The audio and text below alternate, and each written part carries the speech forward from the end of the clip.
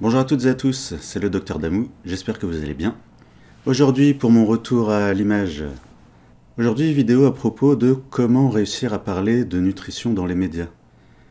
Alors attention, j'ai pas dit comment réussir à soigner des gens, à soigner un maximum de gens avec la nutrition, j'ai pas dit ça.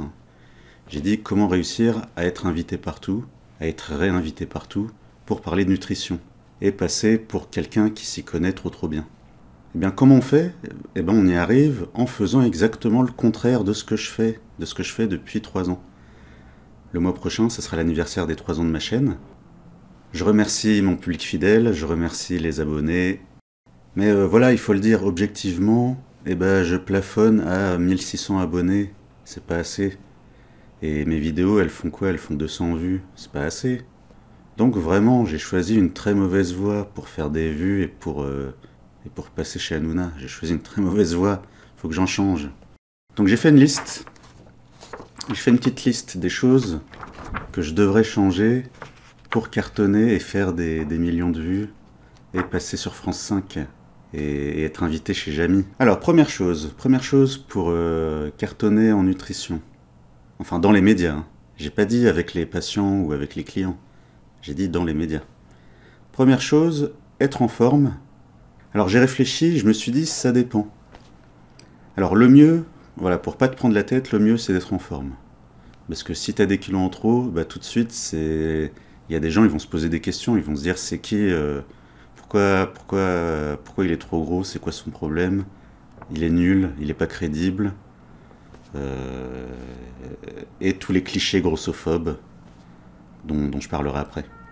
Alors après j'ai réfléchi, et en fait non, il y a des gens, malgré leur surpoids, bah, ils passent à la télé, ils vont sur tous les réseaux sociaux, et leur public les aime. Bah, eux en fait, soit c'est des méga stars d'un certain âge, donc ils pourraient prendre 2 tonnes, ils garderaient quand même une bonne partie de leur public, soit c'est un nouveau courant en nutrition, enfin nouveau, ça fait quand même à peu près une dizaine d'années que ça existe, mais ça grimpe petit à petit. Ça s'appelle l'alimentation intuitive. Vous connaissez l'alimentation intuitive? Bah, c'est quand des professionnels te disent que ton corps sait très bien quoi manger, quand manger, en quelle quantité. Donc en fait, ils vont te donner aucun conseil alimentaire, ils vont pas te parler de lipides, protéines, glucides. Non, ils vont dire t'inquiète, ton corps va trouver son équilibre tout seul, c'est une machine bien huilée. Et ils vont te donner des conseils du genre uniquement. Hein. Le problème, c'est pas les conseils, le problème, c'est de parler uniquement de ça. Uniquement des conseils du genre mange lentement, fais-toi plaisir, te prive pas, parce que si tu te prives, bah, le lendemain, tu vas manger 10 fois plus. Enfin, vous voyez, c'est des choses comme ça. Donc je répète, le problème, c'est de donner uniquement des conseils comme ça, sans parler des conseils alimentaires. Alors pourquoi quelqu'un comme ça peut être en surpoids? Eh ben parce que dans leur théorie du corps qui s'équilibre tout seul, eh bien ils vont dire quoi? Ils vont dire ah bah t'es en surpoids, t'es obèse, ah bah c'est c'est ton corps, il a l'équilibre comme ça, c'est comme ça, voilà. Donc ça c'est un bon plan si tu veux cartonner dans les médias. Alors je suis pas sûr que tu passes chez Hanouna, mais tu peux faire ton réseau, ton business, avoir ton public. Tout en bouffant ce que tu veux quand tu veux. Alors, donc être en forme, si possible avec du sport. Parce que le sport, ça fait rêver. Hein. C'est-à-dire que soit ton public, il fait du sport et il est content de te voir faire du sport, donc ils se disent ouais, trop bien. Soit ton public, c'est des gens qui n'ont pas le temps ou pas envie, ou qui sont pas en état de faire du sport, en état physique, en état de santé de faire du sport, et ça les fait rêver. Ils se disent ah ouais, un jour je serai comme lui, trop bien. Ou alors ah si mon mari pouvait être sportif comme ça, ah ça serait trop bien. Donc pour cartonner, vaut mieux être en forme, parce que même des gens qui se fichent de la nutrition, eh ben s'ils tombent sur toi et que tu leur plais physiquement, eh ben ils vont rester quand même. Non, ça vous est jamais arrivé? Ça vous est jamais arrivé d'écouter quelqu'un juste parce que son physique vous plaisait? Non? Donc être en forme. Donc ouais, alors ça faut qu'on m'explique. Ça faut qu'on m'explique, c'est-à-dire que il y a des gens en surpoids ou obèses, ils adorent avoir des conseils minceurs de gens qui n'ont jamais grossi de leur vie. C'est-à-dire quelqu'un qui n'a jamais grossi de sa vie, il va se former, il apprend, il récite, et puis ça s'arrête là. Puisqu'il n'a jamais grossi de sa vie, il n'aura jamais testé lui-même ses propres conseils, donc il pourra jamais dire, il pourra jamais remettre en question ses propres conseils, puisqu'il les a jamais eu, il n'a jamais eu à les tester sur lui-même.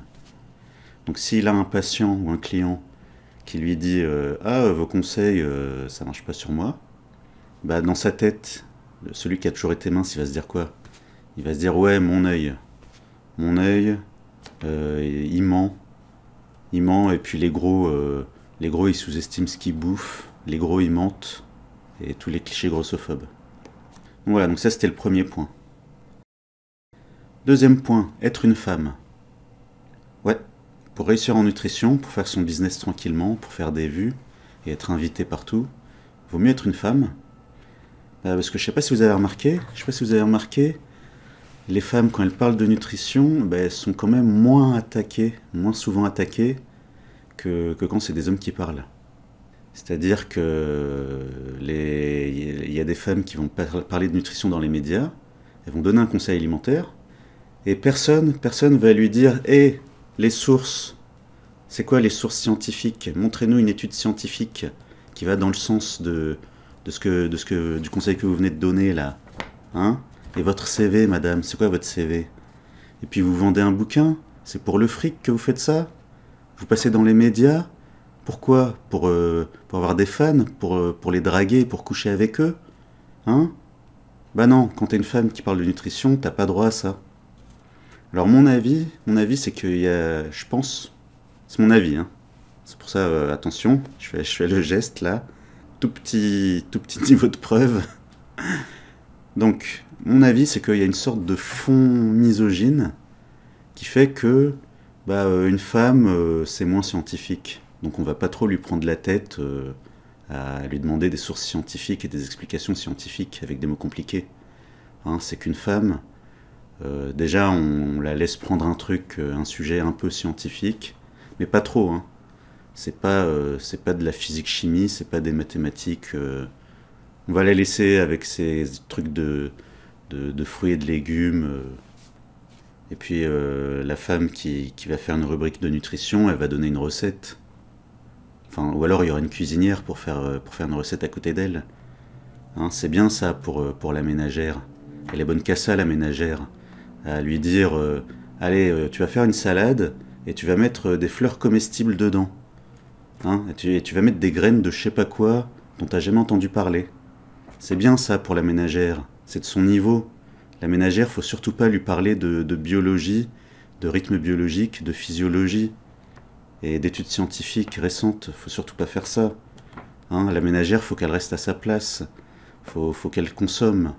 Comme l'a dit l'ancien patron de TF1, Patrick Lelay, il a dit que son métier, c'est de faire du temps de cerveau disponible pour Coca-Cola. Donc faudrait surtout pas embrouiller la ménagère avec des mots compliqués. Hein. Faut juste lui dire quoi acheter et lui mettre des salades plein de couleurs et des gens qui rigolent bêtement. Hein, c'est ça la ménagère, faut lui faire du temps de cerveau disponible pour la coupure pub d'après, avec les pubs pour Kinder et Nutella et Coca et le verre de lait et la soupe. La stratégie de Kinder, c'est de jamais mettre de pub dans les programmes pour enfants. Si vous zappez l'après-midi sur certaines chaînes, c'est là que vous verrez les pubs pour Kinder. Parce qu'il y a des gens qui se disent « Ah la ménagère, elle est trop occupée avec sa charge mentale, donc on va en profiter, on va lui faire acheter des trucs, on va lui vendre nos régimes, on va lui vendre nos pilules minceurs miracles. » Donc ça, voilà, il y a une sorte de misogynie avec la nutrition, une sorte de misogynie que je déteste. C'est pour ça que je fais les vidéos que je fais. Et c'est pour ça que je serai pas invité sur France 5. Parce que pour l'émission santé là, qui passe à l'heure du déjeuner, ça va leur faire un choc. Si je commence à leur parler de biologie et de physiologie, ça va faire un choc. Ils sont pas habitués. Et ça risque de faire réfléchir leur public. Donc faut pas faire ça. Alors ensuite, pour être invité partout dans les médias, pour parler de nutrition, il faut faire les phrases les plus vagues possibles. Les conseils les plus vagues possibles. Exemple, on te demande ton avis sur le petit déjeuner. Eh bien, faut pas faire comme moi. Moi, je conseille uniquement le petit déjeuner salé, riche en protéines et en lipides, avec des glucides mais pas trop, et pas de fruits, pas de jus de fruits ou de trucs comme ça. Bah, faut pas faire ça. Faut pas faire ça, il faut donner les conseils les plus vagues possibles et laisser le choix. C'est-à-dire que si on te demande ce qu'il faut manger le matin, bah, il faut que tu dises ah bah alors pour ceux qui aiment le sucré, on peut faire un petit déjeuner sucré. Pour ceux qui veulent un petit déjeuner salé, bah, on peut faire un petit déjeuner salé. Pour ceux qui veulent faire sucré-salé, ils peuvent aussi. Et pour ceux qui n'ont pas faim le matin, qui veulent pas manger le matin, eh ben ils ont qu'à pas manger le matin aussi. Voilà, ça c'est de la bonne nutrition dans les médias. C'est comme ça qu'il faut faire. Ensuite, j'ai écrit déficit calorique. Alors pour bien passer dans les médias, il faut prôner le déficit calorique. Ça c'est bien ça. Alors que on peut mincir sans faire de déficit calorique, sans régime hypocalorique. Il n'y a pas que moi qui le dis, il y a aussi le rapport de l'ANSES, publié en 2010, sur les régimes amaigrissants. Ils ont cité plusieurs régimes qui ne sont pas hypocaloriques, alors qu'ils sont amaigrissants. Mais non, dans les médias, faut surtout pas dire ça, faut surtout pas faire réfléchir le public. Surtout pas. Donc déficit calorique, alors ce qui est bien avec le déficit calorique, c'est que celui qui est trop gros, bah, t'as qu'à lui dire de manger moins de calories, ou d'en dépenser plus. Celui qui est trop maigre, t'as qu'à lui dire de manger plus de calories, ou d'en dépenser moins. Et celui qui est au top, tu lui dis, bah, trouve ton équilibre calorique. C'est bien, et bah ça, vraiment j'arrive pas à le dire. J'arrive pas à le dire sans rigoler. Mais c'est ça qui marche dans les médias, c'est ça qu'il faut faire pour passer partout. Et ça, donc ça c'est un autre paradoxe. Ça c'est un autre truc que je trouve bizarre. Alors ça c'est un autre truc que je trouve paradoxal, c'est-à-dire que en même temps il faut prôner le déficit calorique pour les gros. Il faut dire aux gros, allez mon gros, mange moins de calories et dépense-en un peu plus s'il te plaît.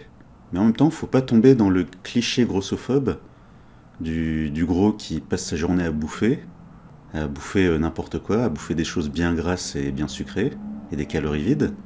En même temps, il ne faut pas tomber dans le cliché grossophobe du gros qui bouge pas de la journée, qui fait jamais de sport, qui veut même pas sortir faire les courses. Faut pas tomber dans le cliché du grossophobe, du gros paresseux qui veut rien faire de ses journées, qui veut pas bouger de la journée, qui reste devant la télé à attendre que ça se passe. Donc ça, vraiment, ça c'est un truc de fou.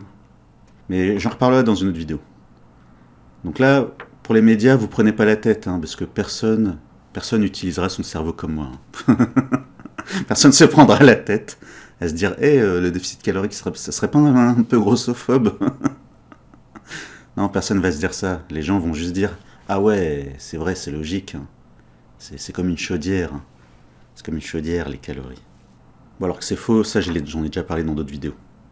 Ensuite, j'ai écrit « Proposer des recettes de cuisine infaisables ». Donc c'est ce que j'ai dit tout à l'heure. Alors, comme je sais pas si je le laisserai au montage, je vais le redire. Alors, si tu veux bien passer à la télé, propose des recettes infaisables, c'est-à-dire avec des ingrédients dont on t'a jamais entendu parler, et que tu trouveras seulement à la boutique dont tu n'as jamais entendu parler. Vous voyez, j'arrive même pas à le dire.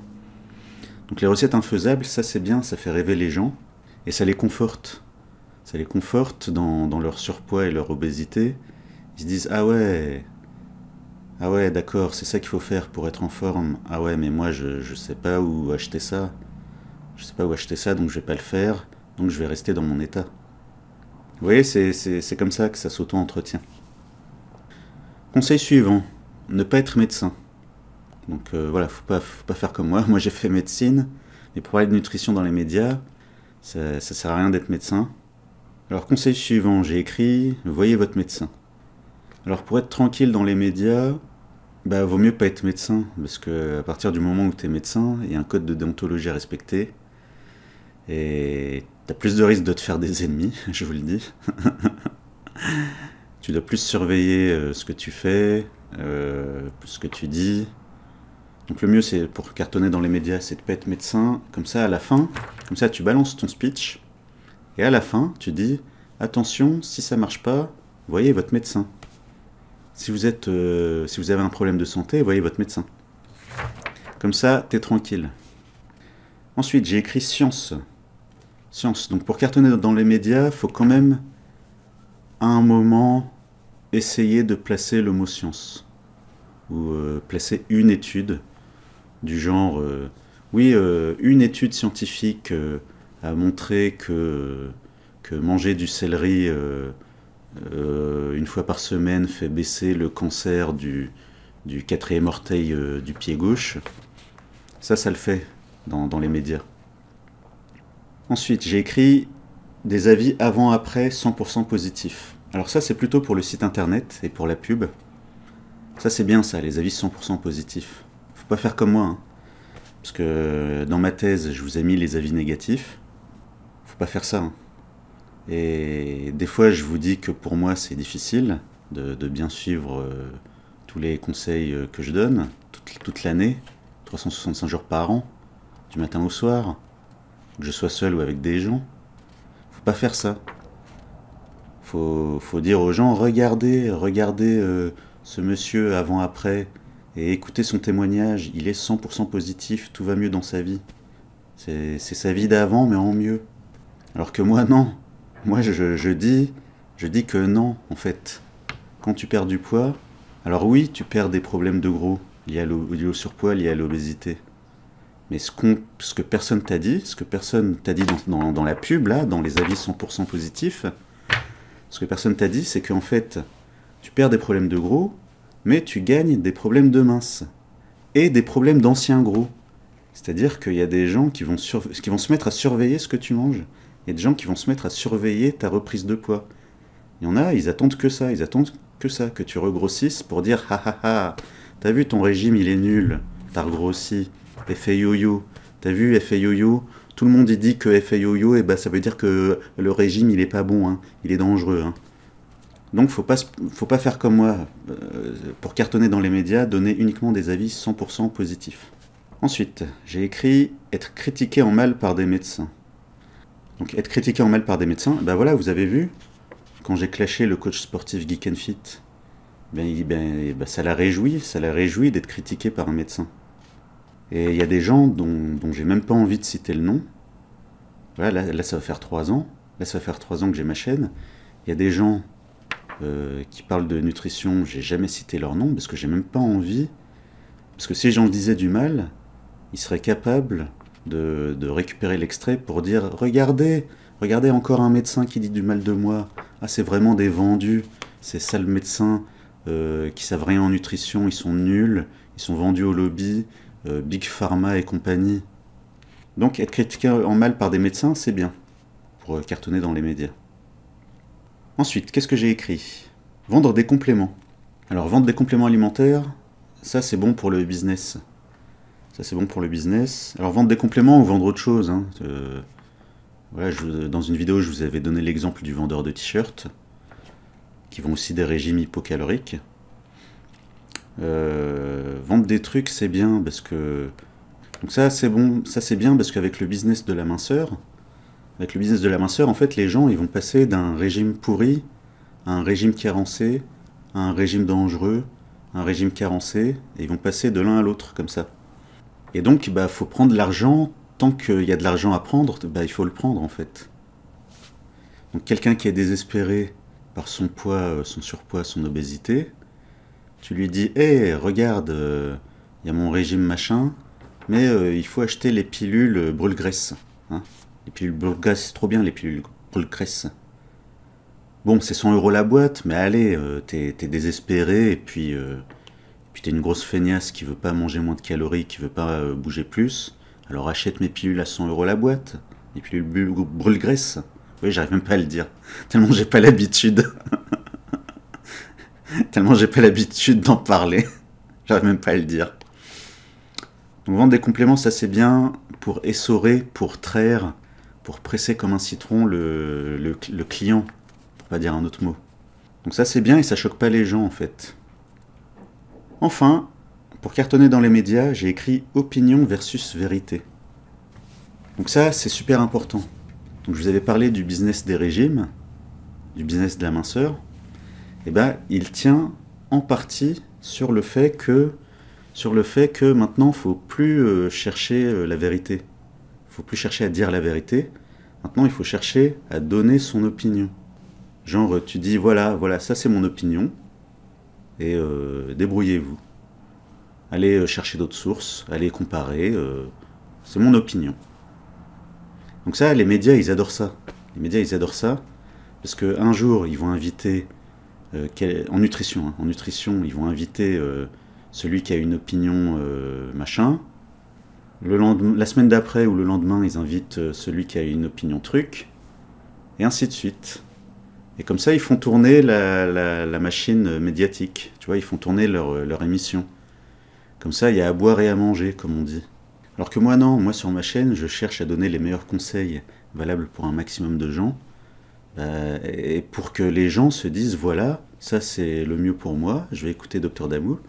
C'est le mieux pour moi, c'est le mieux pour mes proches, pour mes enfants, pour mes parents diabétiques, hypertendus, grabataires, mes enfants surpoids, obèses, qui ont faim tout le temps, pour mes proches trop maigres, qui veulent se remuscler et tout. Moi, je cherche à donner les meilleurs conseils, les plus proches de la vraie vérité. Bah, faut pas faire ça, faut juste donner son opinion. Faut juste dire son speech, avec des phrases vagues, et à la fin, tu dis, bon, c'est juste mon opinion, faites-vous votre avis vous-même. Alors vous allez me dire, oui, ça contredit ce que vous avez dit tout à l'heure, quand vous aviez dit qu'il fallait pas faire marcher le cerveau des gens. Ça a rien à voir, ça a rien à voir. Ça n'a rien à voir parce que je suis médecin. Est-ce que tu as envie de voir un médecin te dire, bon alors il y a plusieurs traitements, je sais qu'il y a un traitement qui est beaucoup mieux que les autres, et qui marche chez beaucoup plus de gens que les autres, je le sais dans ma pratique, dans mon expérience de médecin, mais par précaution, je vais mettre toutes les options au même niveau, et je vous laisse choisir. Voilà. Parce que c'est comme ça que vous serez autonome. Bah non, en fait, tu le mets dans l'embarras. Donc quand je dis faire réfléchir les gens, c'est dans le sens prendre du recul. Dans le sens prendre du recul, c'est-à-dire que si quelqu'un te balance des phrases vagues et des conseils vagues, et qu'il en a rien à faire des conséquences, parce qu'il risque rien, personne ira lui dire « votre truc, ça marche pas ». Alors soit personne n'ira lui dire, soit les rares personnes qui passeront leur temps à lui dire, la personne dira « Ah bah non, c'est ma formation, c'est ce qu'on m'a appris ». Oui, il n'y a aucune conséquence, ils sont irresponsables. Les gens qui donnent ce genre de conseils, ils sont irresponsables, ils s'en fichent des responsabilités et des conséquences.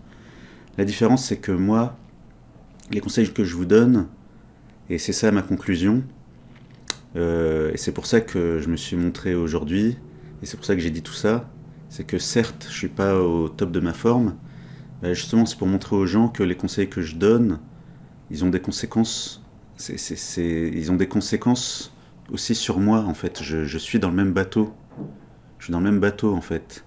C'est-à-dire que si le conseil marche pas sur moi, alors je vous le donnerai pas. Si je vois que ça marche sur moi et sur plein de patients, je vous le donnerai. C'est ça la différence, c'est que quand je vous donne des conseils, je mets en jeu aussi ma vie et ma santé et ma survie et celle de mes proches qui me demandent conseil. Vous voyez, c'est ça la différence. C'est que je suis dans le même bateau. Si on coule, on coulera ensemble. Et non, moi je me battrai jusqu'au bout pour vous donner le maximum de ce qui sera le mieux pour vous et pour vos proches. Ah oui, et attention, donc les gens... Ah oui, ça c'est important que je vous le dise. Il y a des professionnels qui vont parler de nutrition alors qu'ils sont en surpoids ou obèses, et ils vont vous dire c'est trop bien, surpoids, obésité, c'est trop bien. Et ils font leur truc médiatique comme ça, ils gagnent des abonnés et des followers comme ça. Et non, moi je fais pas comme ça du tout. Moi je dis que certes, oui, là j'ai des kilos en trop, mais c'est très mauvais. C'est-à-dire, enfin là, c'est un peu mieux depuis quelques mois. C'est un peu mieux depuis quelques mois, mais moi je revendique pas ça, hein. Moi je suis pas fier d'avoir ça, hein. En plus c'est en train d'abîmer ma santé, donc j'ai intérêt à continuer de corriger ça, là dans les mois qui viennent, hein, dans les mois qui viennent. Donc faut pas faire comme moi, faut pas dire bon alors moi je suis en surpoids, mais ça va, hein, c'est trop bien, la vie est belle, on se fait plaisir, on rigole, on se pince les bourrelets devant la caméra. Non, non, non, non, non, non, vraiment. Évitez le surpoids et l'obésité, surtout chez les enfants, parce qu'après ça risque de les marquer à vie. J'aurai plein d'exemples à vous donner. Pas aujourd'hui.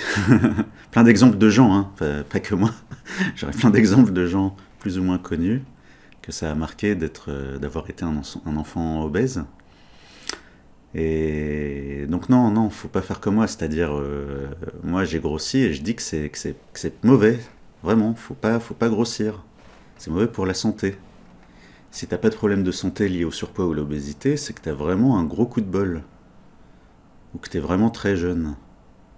En plus d'avoir du bol. Parce que attention, hein, j'ai déjà vu du diabète de type 2 chez des gens de moins de 20 ans. Hein. Donc faut pas faire comme moi. Hein. Si tu te montres à la caméra mais que t'es trop gros, bah faut prendre ça à la rigolade. Genre, oui, le cordonnier est le plus mal chaussé. Haha, trop drôle. Ah, et je vais danser et montrer mon bide devant la caméra. Ah ouais, haha, trop drôle.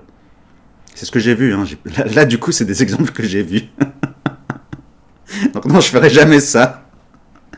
Parce que surpoids, obésité, c'est mauvais pour la santé. Et, et niveau esthétique... Alors, esthétiquement, ça dépend des gens. Il y a des gens qui portent bien leurs kilos. C'est pas trop mon cas. Donc non, je danserai pas... je danserai pas torse nu devant la caméra.